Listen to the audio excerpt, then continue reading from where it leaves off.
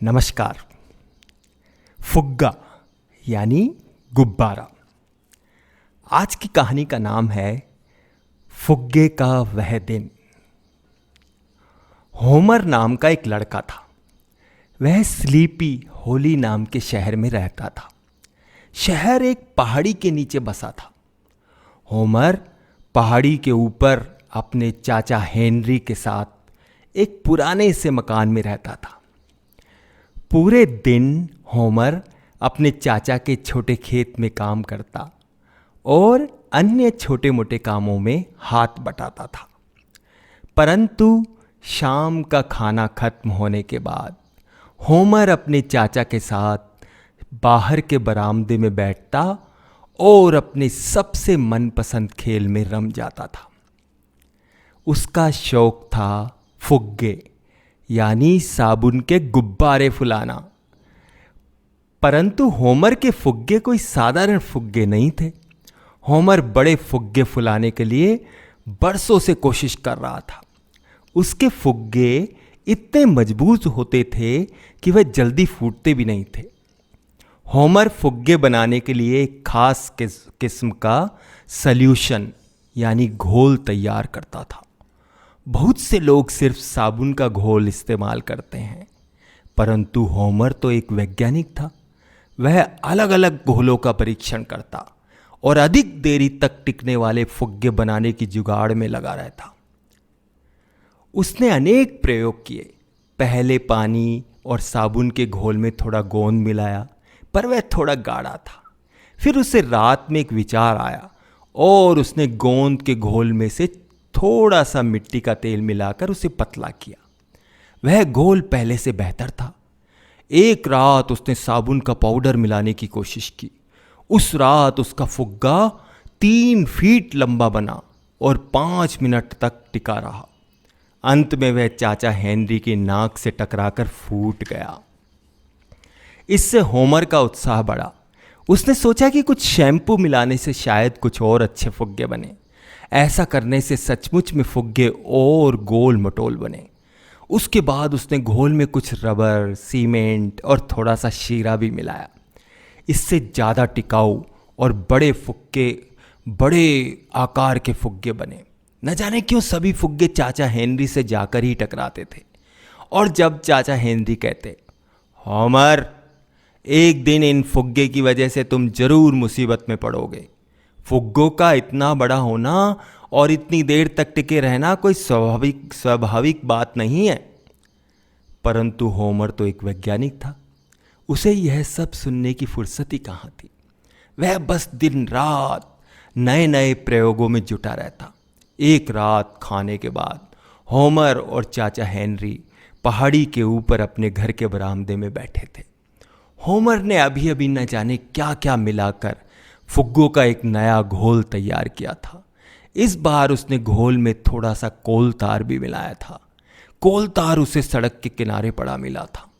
चाचा हेनरी ने अपना तंबाकू का पाइप सुलगाया और होमर को देखते हुए कहा, होमर, एक दिन तुम फुग्गों की वजह से जरूर मुसीबत में पड़ोगे। फुग्गों का इतना बड़ा होना और इतनी देर तक टिके रहना कोई स्वाभाविक बात नहीं है। परंतु होमर तो एक वैज्ञानिक था।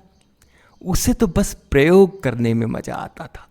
इसलिए वह फौरन घर में दौड़ता हुआ गया और फुग्गे फुलाने वाली अपनी सबसे प्रिय नली ले आया। फिर उसने नली को नए घोल में डुबोया और फुग्गा फुलाना शुरू किया। पहले तो उसे फुग्गा फुलाने में बहुत जोर से फूंकना पड़ा। उसके दोनों गाल एकदम लाल हो गए, पर धीरे धीरे फुग्गा फूलता गया और फुलाने का काम आसान हो गया। होमर ने अब एक लंबी और गहरी सांस ली और जोर से फूंका। फुग्गा बड़ा होता गया और बड़ा होता गया। थोड़ी देर में वह फूल कर कुप्पा हो गया। होमर द्वारा बनाया गया वह अब तक का सबसे बड़ा फुग्गा था और फुग्गा था कि बस फूलता ही जा रहा था। होमर को अब पहाड़ी के नीचे बसा शहर भी नहीं दिखाई दे रहा था, न ही उसे बाहर का मैदान दिखाई दे रहा था। यहां तक कि अब चाचा हेनरी भी उसकी आंखों के सामने से ओझल हो गए थे। उसको कानों में चाचा हेनरी के वे शब्द सुनाई पड़ रहे थे, होमर तुम बस देखते रहो, एक दिन तुम जरूर मुसीबत में फंसोगे, यह स्वाभाविक नहीं है। परंतु अब होमर को कुछ भी सुनाई नहीं दे रहा था। फुग्गा अब इतना बड़ा हो गया था कि वह जमीन को छूने लगा था। होमर उसे जमीन पर रगड़ने से बचाने की कोशिश करता था, पर उसके बावजूद होमर उसमें तेजी से फूंक रहा था।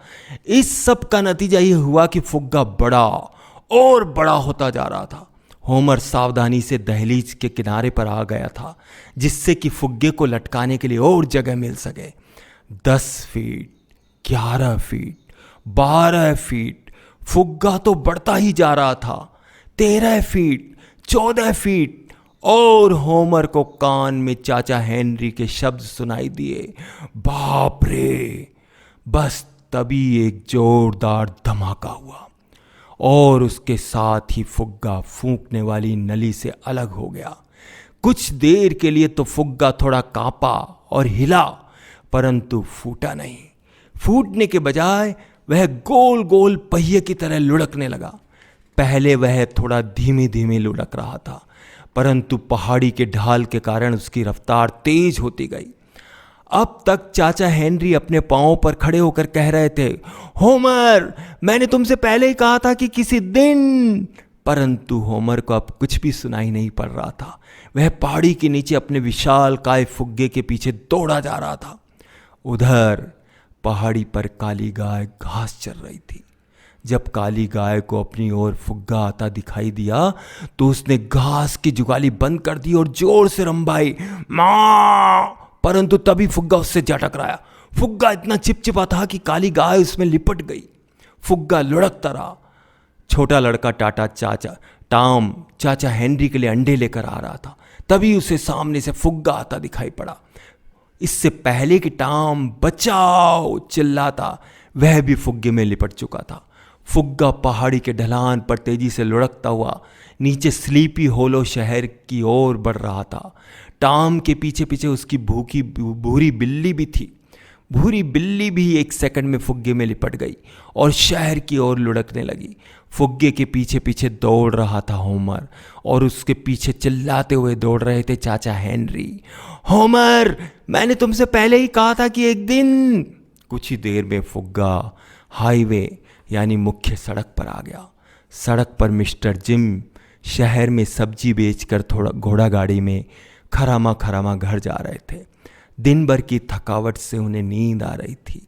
उनके घोड़े को घर का रास्ता एकदम रटा हुआ था। इससे पहले कि उन्हें कुछ हवा लगती, मिस्टर जिम, उनका घोड़ा और गाड़ी सभी फुग्गे की लपेट में आ गए और सारा का सारा कारवां शहर की मेन स्ट्रीट की ओर लुढ़कने लगा। थोड़ी सी देर में घोड़ा हिनहिनाने लगा, बिल्ली म्याऊ म्याऊ करने लगी और गाय रंभाने लगी। छोटा टॉम चीखने लगा और मिस्टर जिम बचाओ बचाओ चिल्लाने लगे। यह आवाज़ें कहाँ से आ रही है, इसे देखने के लिए शहर के सभी लोग मेन स्ट्रीट पर इकट्ठे हो गए।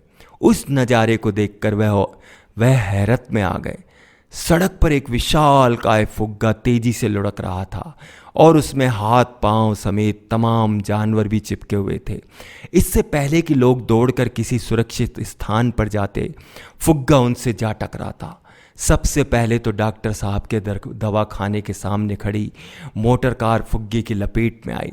उसके बाद मिस जॉन्स जो पार्क की बेंच पर बैठकर बुनाई कर रही थी, कुछ लड़कियां जो सड़क के एक कोने में इकट्ठा खेल रही थी, न जाने अचानक कहाँ गायब हो गई।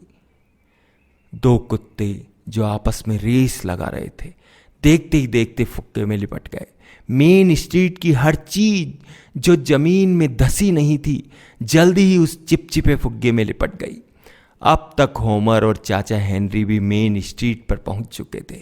फुग्गे की राह में आती हर एक वस्तु के लिपटने को वह दहशत भरी नजरों से देख रहे थे।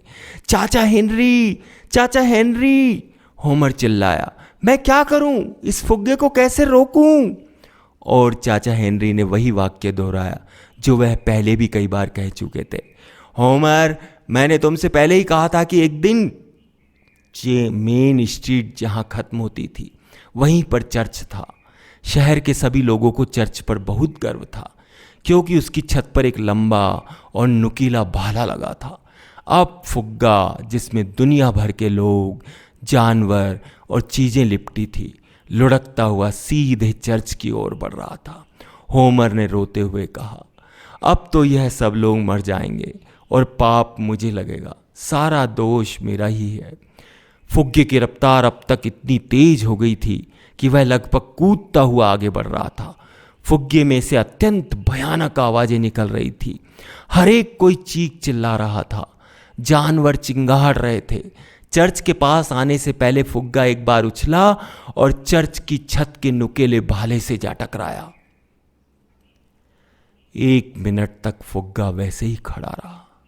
फिर उसमें से होमर द्वारा भरी हुई सारी हवा फुस करके निकल गई। फुग्गा फूट गया। फुग्गे के मलबे में से क्या क्या नहीं निकला। लोग, मोटर कार, जानवर, घोड़ा गाड़ी, बेंच, अंडे, ऊन और न जाने क्या क्या, सभी चीजें गोंद जैसी चिपचिपी लेई में लथपथ थी। होमर के फुग्गे के मलबे को साफ करने में सारे शहर को 4 हफ्ते लग गए। ऐसी घटना पहले कभी नहीं घटी थी। 1 साल बाद भी लोग अपने बालों या कानों में से होमर के वैज्ञानिक प्रयोग को रगड़ रगड़ कर धो रहे थे। फुग्गे का वह दिन स्लीपी होलो के नागरिक कभी न भूले। लोगों ने होमर को उसके सारे वैज्ञानिक उपकरणों के साथ कॉलेज भेज दिया ताकि वह पूरे शहर को नष्ट करे बिना अपने वैज्ञानिक प्रयोग और शोध चालू रख सके। चाचा हेनरी को होमर की बहुत याद आती। हर रात खाने के बाद वह बरामदे में बैठकर अपना तंबाकू का पाइप सुलगाते और कहते, होमर, मुझे मालूम था कि उन वैज्ञानिक प्रयोगों की बदौलत तुम एक दिन जरूर कुछ कमाल कर दिखाओगे। शुक्रिया। तो यह कहानी जेम्स ए स्मिथ ने लिखी है और इसका अनुवाद अरविंद गुप्ता ने किया है और इसके रेखांकन पंकज ने बनाए। यह सुंदर सी पुस्तक फुग्गे का वह दिन ज्ञान विज्ञान समिति ने प्रकाशित की थी। बहुत सस्ती, 5 रुपए की किताब। तो इन सभी का बहुत बहुत शुक्रिया।